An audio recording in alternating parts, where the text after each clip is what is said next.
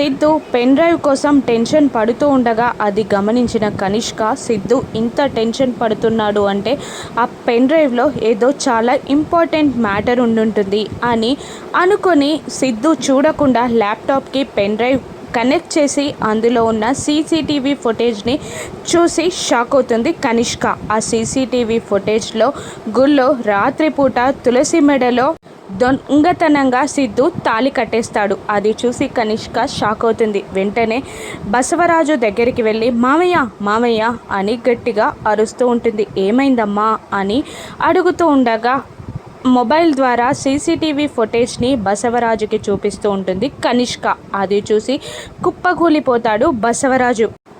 తల బాదుకుంటూ ఉంటాడు బసవరాజు. దొంగతనంగా సిద్ధు తులసి మెడలో తాళి కట్టాడు మామయ్య, తొందరగా మీరు మా పెళ్ళి చేసేయండి లేదంటే ప్రాబ్లం అయిపోతుంది అని అంటూ ఉంటుంది కనిష్క. అలాగేనమ్మా నేను చూసుకుంటాను, మీ ఇద్దరికి తొందరలోనే ముహూర్తాలు పెట్టించి పెళ్లి చేసేస్తాను అంటుంటాడు బసవరాజు.